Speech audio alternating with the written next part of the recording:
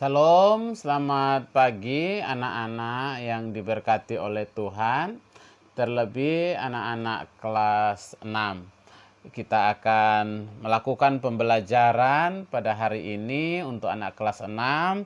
Tapi sebelumnya Pak Guru mengajak kita untuk berdoa sebelum kita memulai pembelajaran yang ketiga. Mari kita berdoa. Tuhan Yesus, terima kasih Tuhan sudah menyertai memberkati kami bersama anak-anak sepanjang kehidupan kami. Sekarang kami mau belajar agama. Tuhan mari memberkati supaya anak-anak bisa memahami apa yang disampaikan oleh Pak Guru, menjelaskannya dengan baik, dan anak-anak bisa melakukan dalam kehidupannya. Setiap hari menjadi anak-anak yang takut Tuhan. Berkati juga para orang tua yang berjerih lelah mencari nafkah, Tuhan memberkati mereka. Terima kasih Tuhan Yesus, kami akan memulai pembelajaran ini di dalam nama Tuhan Yesus. Amin. Nah anak-anak, Pak Guru sudah menjelaskan di video Pak Guru baik tentang pembelajaran yang pertama. Anak-anak masih ingat kan pembelajaran pertama judulnya ibadah yang sejati. Nah ibadah yang sejati itu Pak Guru sudah jelaskan ya. Itu terambil dasarnya terambil dalam Roma 12 ayat 1. Karena itu saudara-saudara, demi kemurahan Allah aku menasihati kamu supaya kamu mempersembahkan tubuhmu sebagai persembahan yang hidup, yang kudus, dan yang berkenan kepada Allah. Artinya apa? Ibadah harus menyertakan seluruh eksistensi dan hidup kita bagi kemuliaan Tuhan. Nah, pembelajaran yang kedua juga Pak Guru sudah menjelaskan kepada anak-anak tentang beribadahlah sebab Tuhan baik. Kenapa kita beribadah? Karena Tuhan teramat sangat baik dalam hidup kita. Nah, Pak Guru sudah jelaskan apa unsur-unsur dalam ibadah Kristen ya. Ibadah Kristen kan identik dengan nyanyian ya. Kemudian ada pujian, ada doa, ada khotbah, ada doa syafaat, dan ada doa berkat ya. Nah, pada pembelajaran ketiga hari ini Pak Guru akan menjelaskan dengan judul pembelajaran 3 yaitu bernyanyilah dengan roh dan akal budimu.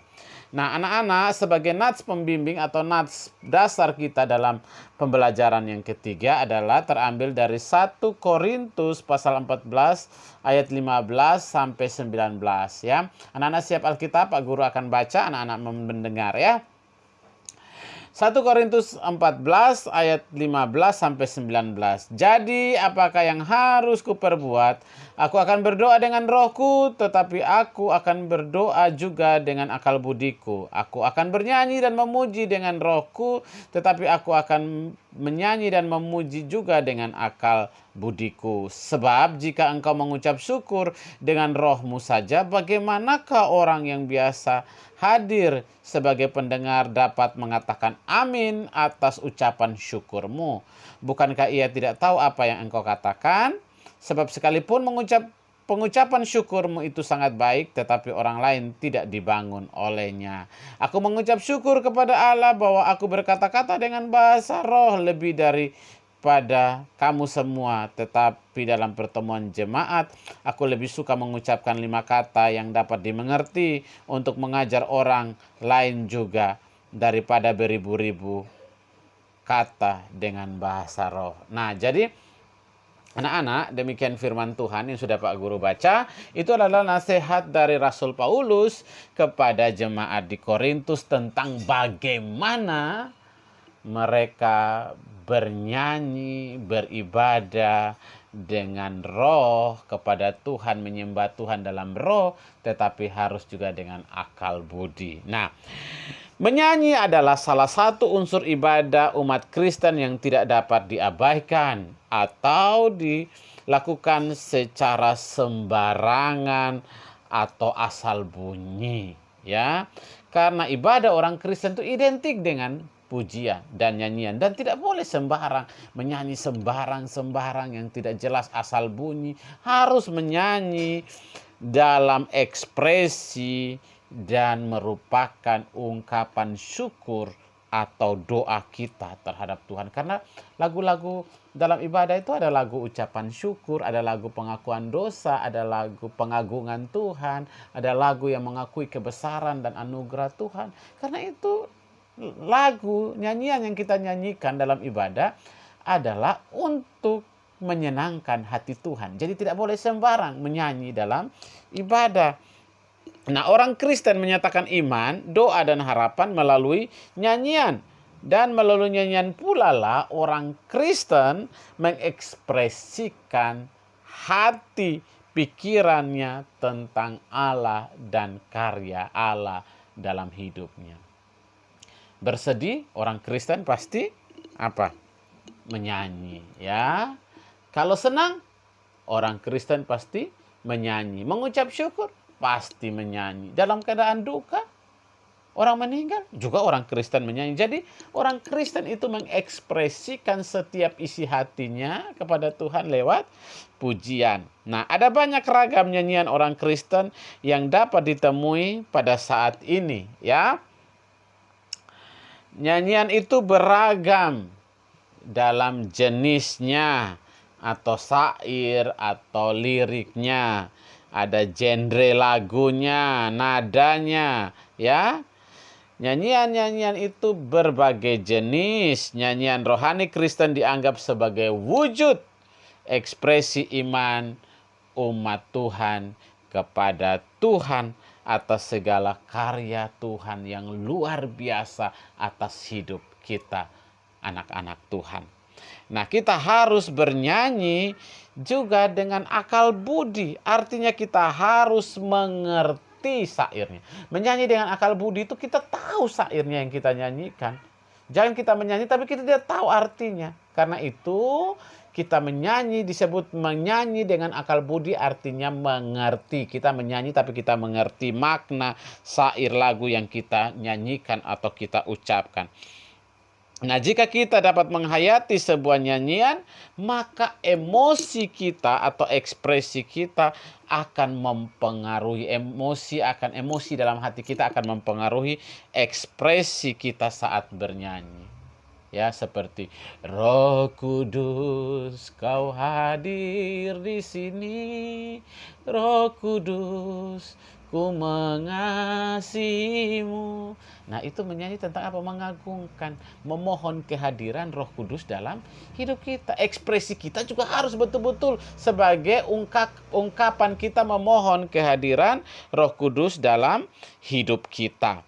Nah, demikian saat kita menghayati nyanyian pujian yang ditujukan kepada Tuhan, kita dapat mengekspresi hati kita dalam pujian tersebut. Itu yang tadi Pak Guru nyanyikan, ya. Seperti lagu Bapa, Engkau sungguh baik. Itu kan memuji kebaikan Tuhan. Jangan nyanyi sembarang. Tapi mengerti ekspresi, mengerti syairnya, kita bisa mengekspresikan cara kita menyanyinya, ya. Begitu. Nah, lalu apa yang dimaksud dengan bernyanyi dalam roh? Kalau tadi bernyanyi dalam akal budi, Pak Guru sudah jelaskan bahwa kita menyanyi itu kita mengerti apa? Syairnya sehingga kita bisa mengekspresikan. Nah, sementara yang dimaksud dengan menyanyi dalam roh maksudnya adalah kesungguhan hati, yaitu hati yang fokus dalam bernyanyi dan memuliakan Allah. Ketika kita bernyanyi untuk memuliakan Allah, kita harus berusaha memusatkan hati pikiran kita seperti kita dalam keadaan berdoa. Tadi Pak Guru sudah bilang, ya, kalau menyanyi dalam roh itu artinya kita menghayati lagu itu. Seperti kita menyanyi, Tuhan ada di depan kita, kita menyanyi. Sebab Kau besar, perbuatanmu ajaib. Nah, itu kita sedang mengagungkan Tuhan, kita merasa Tuhan ada di depan kita, ya. Nah, apa? Itu menyanyi dengan menggunakan roh. Roh kita, pikiran kita tertuju kepada Tuhan. Menyanyi dalam ibadah melibatkan hati, bukan hanya mulut yang bersuara, tapi kita benar-benar menghayati syair, melodi yang ditujukan kepada Tuhan. Ya, jadi menyanyi tidak hanya sekedar mulut saja yang kita komat kamit menyanyi, tapi hati kita ada di situ, pikiran kita menyanyi. Terima kasih Tuhan untuk kasih setiamu. Tapi kita lagi menangis, kita lagi menyanyi tapi pikiran kita di lain. Aduh, PR-nya sudah selesai atau belum? Itu tidak menyanyi dalam roh ya anak-anak.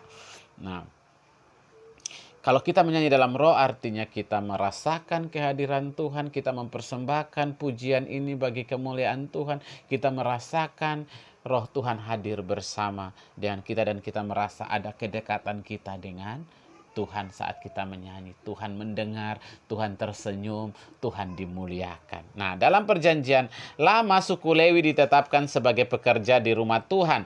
Suku Lewi dari 12 suku bangsa Israel, itu suku Lewi ditugaskan untuk mengatur ibadah agar dapat berjalan dengan baik, lancar, dan tertib.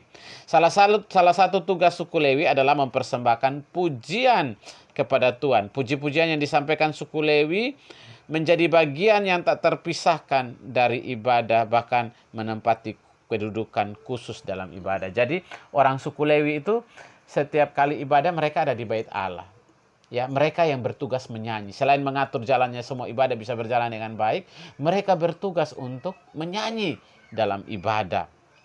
Nah, kalau di gereja kita saat ini, para singer di gereja ya, itu orang-orang tertentu yang sudah ditunjuk oleh gereja, yang punya suara bagus, yang menyanyi, mengekspresikan karya Tuhan, sehingga jemaat bisa dibangun. Ya, dalam perjanjian lama ya. Perjanjian baru dalam 1 Korintus 14, 15 sampai 19, tadi Pak Guru sudah baca. Rasul Paulus menulis surat kepada jemaat kota Korintus ya.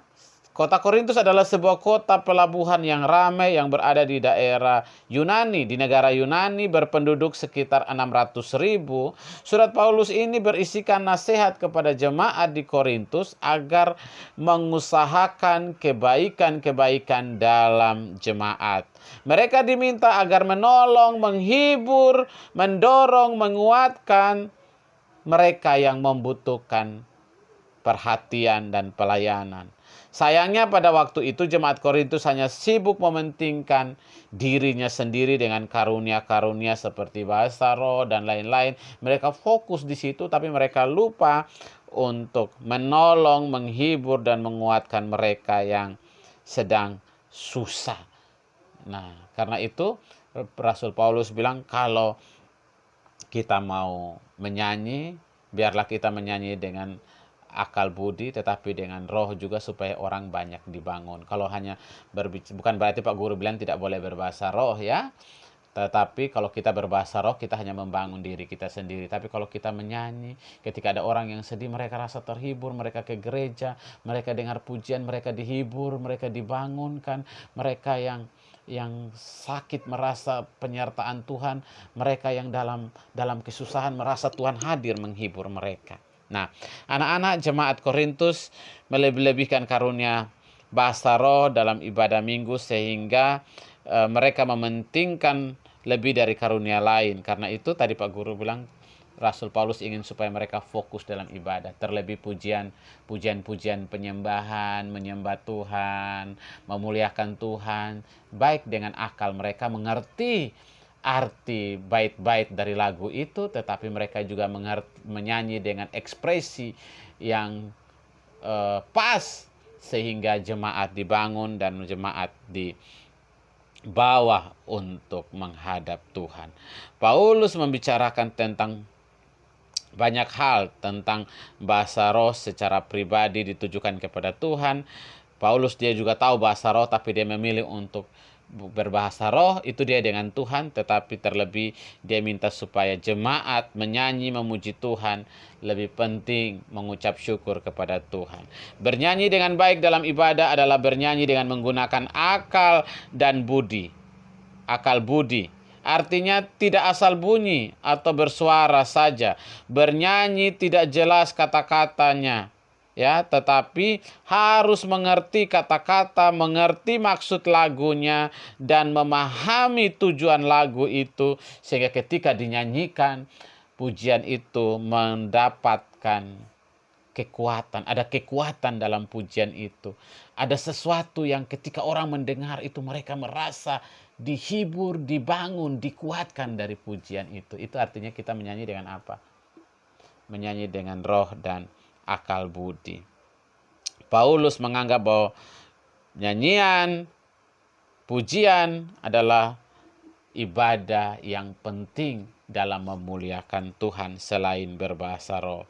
Nyanyian dalam ibadah Kristen berawal dari kebiasaan orang Yahudi yang melantunkan mazmur dalam ibadah-ibadah mereka, kemudian berkembang menurut perkembangan zaman di kekristenan di Eropa Barat, ya. Martin Luther adalah seorang reformator gereja yang mengubah dan menerjemahkan banyak lagu dalam ibadah dengan bahasa Jerman. Nah, nyanyian dalam ibadah Kristen bermacam-macam. Ada yang dinyanyikan dengan semangat, ada juga yang dinyanyikan dengan lemah lembut dan sadu.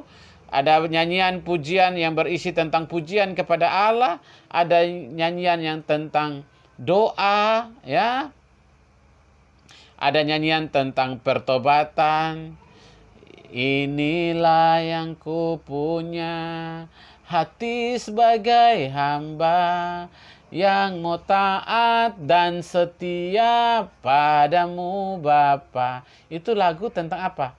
Kesetiaan, menyatakan bahwa kami mau setia, ya, dengan hati hamba kami datang kepada Tuhan dan mau setia ikut Tuhan. Juga ada lagu tentang harapan atas pertolonganmu, seperti pertolonganmu begitu ajaib, kau telah, ya, itu dan seterusnya. Itu tentang pertolongan Tuhan yang ajaib dalam kehidupan kita. Tidak hanya dalam suasana riang, tetapi juga kadang-kadang dalam suasana duka juga kita tetap menyanyi. Tiap langkahku diatur oleh Tuhan dan tangan kasih-Nya menuntunku. Itu kadang-kadang mereka biasanya orang menyanyi dalam keadaan duka. Mereka percaya bahwa di setiap langkah suka maupun duka tangan Tuhan tetap menyertai. Nah, karena itu anak-anak perlu ketika menyanyi, pelajaran hari ini Pak Guru minta supaya anak-anak kalau menyanyi perhatikan kata-katanya. Anak-anak harus mengerti kata-katanya. Ya, itu yang disebut dengan menyanyi dengan akal budi. Dan lagu itu untuk apa? Untuk memuliakan Tuhan. Maka kita menyanyi dengan sungguh-sungguh. Demikian penjelasan Pak Guru. Anak-anak bisa menjawab 2 soal pada halaman 20, ya. Unsur atau kegiatan apa saja yang sering kamu lakukan dalam ibadah Kristen. Yang kedua, apa yang dimaksud menyanyi dalam roh. Kemudian anak-anak, Pak Guru minta menyanyi salah satu lagu, ya, supaya anak-anak menyanyi, kemudian anak-anak menulis makna dari lagu tersebut, ya. Roh Kudus kau hadir di sini, anak-anak nanti nyanyi, videokan, kemudian anak-anak jelaskan, ya, arti lagu tersebut. Roh Kudus kau hadir di sini, Roh Kudus ku mengasihimu.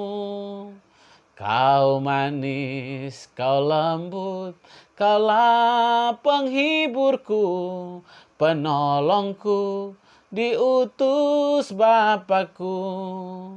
Ku buka hati untuk Roh-Mu Tuhan. Ku buka hati untuk menyembah-Mu. Ya, anak-anak silakan menyanyi lagunya, kemudian anak-anak menulis apa makna lagu tersebut, ya. Terima kasih anak-anak, selamat belajar. Tuhan Yesus memberkati, juga memberkati para orang tua. Salam.